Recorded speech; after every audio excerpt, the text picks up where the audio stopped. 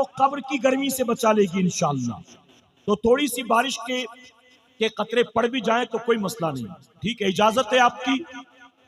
जो बुजुर्ग हजरात हैं जिनके बीमार हो जाने का अंदेशा है, बच्चे हैं, वो अंदर की तरफ बैठ जाएं, नौजवान बाहर चले जाएंगे तो भी कोई मसला नहीं है।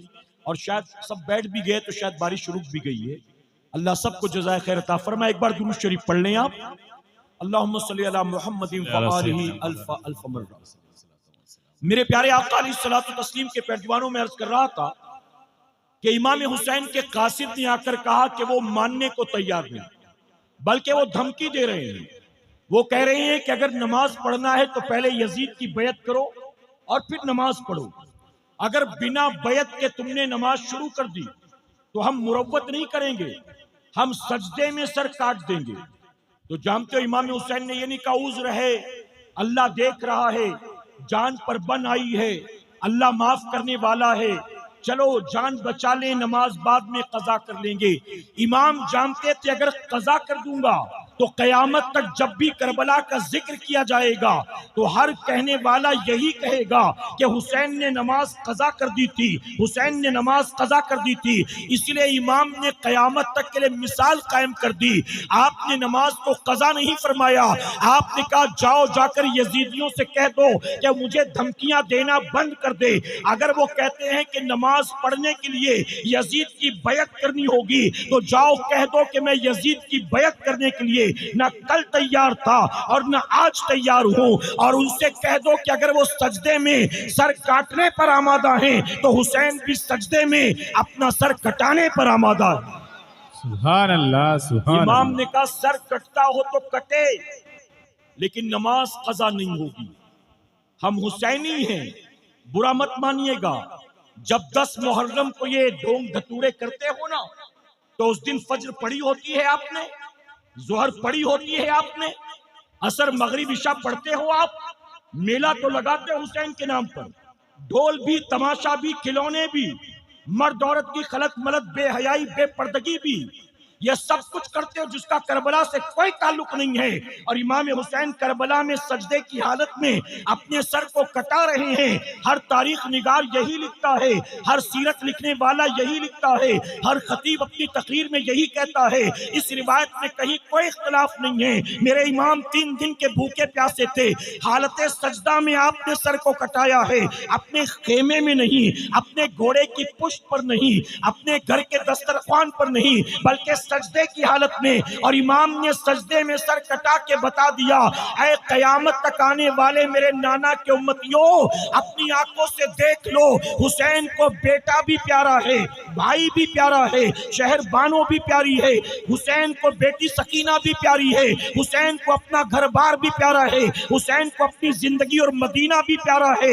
लेकिन ऐ मेरे नाना के उम्मतियों देख लो, हुसैन को अगरचे सब चीजों से प्यार है, लेकिन सजदे में सर कर इमाम ने बताया हुसैन को सबसे ज्यादा नाना की आंखों की ठंडक नमाज से प्यार है। सुभान अल्लाह, सुभान अल्लाह, सुभान अल्लाह। इमाम हुसैन 22,000 तलवारों के साए में जान को दांव पर लगाकर नमाज अदा करें।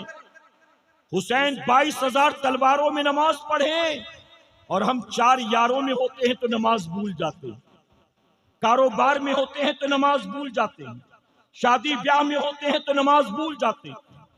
मेरे प्यारे आका के पैरदीवानों, अगर वाकई इमाम हुसैन से 100% नहीं 10% भी प्यार करते हो, आज शहीद करबला कॉन्फ्रेंस से ये तोहफा लेते हुए जाना। ऐ इमाम, सजदे में आपने सर को कटाया था, आपकी शहादत वाला महीना करीब है और इस माह मुहर्रम के आने से पहले हम तमाम वादा करते हैं, हम महज ज़बानी जमा खर्च वाले सुन्नी नहीं बनेंगे, हम सिर्फ यजीद के नक्शे कदम पर चलने वाले हुसैनी नहीं बनेंगे। ऐ इमाम, हमें आपसे मोहब्बत है, आपके नाना से मोहब्बत है। अब दुनिया इधर की उधर हो जाए, हम जानबूझकर एक वक्त की नमाज को कज़ा नहीं करेंगे। आप ये तय करके जाएंगे और आज यहाँ से तोहफा लेकर जाएंगे, कहें इंशाअल्लाह। इंशाअल्लाह। हमारी माएं बहनें भी सुन लें। अच्छा, बारिश तेज होगी तो थोड़ा अंदर और गुंजाइश हो तो आ जाएं आप। ये जो कैमरे लगे हैं ना, इसके आगे आकर बैठ जाएं आप। मैं आपको भले नजर ना हो कोई बात नहीं, जब सैयद साहब आएंगे तो कुर्सी आगे कर दी जाएगी, ताकि आगे वाले भी देख सकें। तो थोड़ी सी मेहनत बर्दाश्त कर लें आप, यकीनन अल्लाह आप सबको इसका अजर अता फरमाएगा। और यह आपका मशक्कत बर्दाश्त करना भी यकीनन इमाम हुसैन के नाम पर है।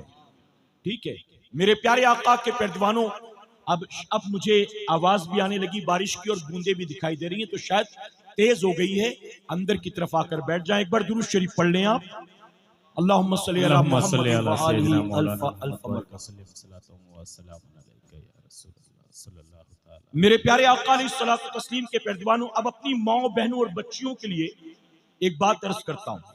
करबला की बात चल रही थी ना, तो वो भी एक मिसाल, उनके लिए भी एक मिसाल और उनके लिए भी एक तोहफा, वो भी अपने साथ लेते जाएं। एक बार और दुरूद शरीफ पढ़ लें आप। सल्लल्लाहु अला नबील उम्मी व आलिहि व सल्लल्लाहु अलैहि वसल्लम। सलातो व सलामुन अलैका या रसूलल्लाह सल्लल्लाहु अलैहि वसल्लम। आपने 2 बार दुरूद शरीफ पढ़ा। ताक अदद अल्लाह को बहुत पसंद है, यानी ऑड नंबर्स, तो 3 हो जाए ताक अदद हो जाए, इसलिए एक बार और दुरूद शरीफ पढ़ लें। अल्लाहुम्मा सल्ली अला मुहम्मद व आलिहि अल्फ अल्फ मर्रा। मेरे प्यारे आका अलैहिस्सलातु तस्लीम के पैरवानों, करबला में अहले बैत के जो आखिरी चश्मो चिराग बचे थे, उनका नाम आप जानते हैं, क्या नाम था उनका? जी देखिए, आप यहां वहां देख रहे हैं, आपकी तवज्जो यहां नहीं है। करबला में जो अहले बैत के आखिरी चश्मो चिराग बचे थे, ये जो अभी हमारे सैयद साहब आने वाले हैं ना, ये उन्हीं की औलाद में से हैं। आखिरी चश्मो चिराग जो बच गए थे, इमाम ज़ैनुल आबिदीन। इमाम ज़ैनुल आबिदीन फरमाते, जिन्हें कहा जाता है आबिदे बीमार, इमाम ज़ैनुल आबिदीन फरमाते हैं कि जब हम मदीने से चले मक्का मुअज़्ज़मा के लिए, तो मेरी फूफी ज़ैनब हमारे साथ थी। हम जब मक्के पहुंचे, फूफी ज़ैनब साथ थी। फिर मक्के से हम कूफा के लिए चले, तो फूफी ज़ैनब साथ थी। फिर जब हम कूफा जाना चाहते थे, कूफा नहीं जाने दिया गया, हुर के लश्कर ने घेरा और हमें करबला लेकर आ गए। हम करबला पहुंचे तो फूफी ज़ैनब साथ थी। इमाम ज़ैनुल आबिदीन कहते हैं, मदीना शरीफ से लेकर करबला तक पूरे सफर में मेरी फूफी ज़ैनब साथ थी, और इस पूरे सफर में मैंने देखा कि मेरी फूफी ज़ैनब ने किसी रात तहज्जुद की नमाज को कज़ा नहीं फरमाया है। पूरे सफर में हर रात तहज्जुद की नमाज अदा कर रही हूं। आप भी सुने, घर की औरतों तक पैगाम पहुंचाएं, और जो माएं बहनें बच्चियां बैठी हैं वो भी सुन लें। इमाम ज़ैनुल आबिदीन कहते, पूरे सफर में मेरी फूफी ज़ैनब ने कभी तहज्जुद को कज़ा नहीं किया। हम करबला आ गए। करबला में मकान नहीं था, खेमा था, जमीन रेत की थी, बिस्तर नहीं था, खाने पीने का थोड़ा सा सामान था, कोई बहुत खाने पीने का सामान और इंतजाम भी नहीं था। इमाम ज़ैनुल आबिदीन कहते, करबला में 2 तारीख, 3 तारीख, 4 तारीख, 5 तारीख हम घर पर नहीं हैं, करबला में हैं।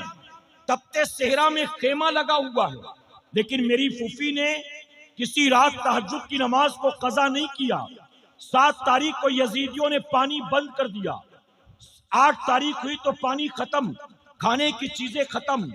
9 तारीख आई तो करबला के मैदान में अहले बैत के छोटे छोटे बच्चे भूखे प्यासे थे। इमाम ज़ैनुल आबिदीन कहते, पानी तो बंद हो गया, लेकिन फूफी की तहज्जुद बंद नहीं हुई। मेरी फूफी की तहज्जुद बंद नहीं हुई। फिर कहते, 10 तारीख को सुबह से जंग का आगाज हुआ, यहां तक के दोपहर होते होते तमाम हमारे जो रुफ़का थे, अहले बैत थे, यजीदियों ने सबको शहीद कर दिया।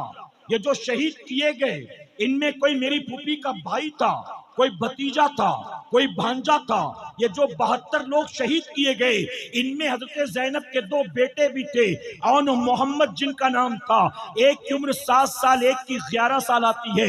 ये 2 बेटे हजरत ज़ैनब के थे। इमाम ज़ैनुल आबिदीन कहते हैं कि रात का वक्त था, 10 मुहर्रम को हमारा पूरा खेमा लूट लिया गया, अहले बैत को शहीद कर दिया गया। 10 मुहर्रम का दिन गुजरा, जब सूरज डूबा, मगरिब के बाद 11 की रात आती है। इमाम ज़ैनुल आबिदीन कहते हैं 11 तारीख थी और ये 11 तारीख अहले बैत के लिए करबला में कोई कयामत से कम तारीख नहीं थी। हम भरा पूरा कुनबा लेकर निकले थे, सब कुछ लुट चुका था। हमारे खेमे के चारों तरफ हमारे अपनों की लाशें बिखरी पड़ी थी। इमाम ज़ैनुल आबिदीन कहते हैं रात के वक्त जब मैंने ये देखा तो मैं देखकर हैरान रह गया।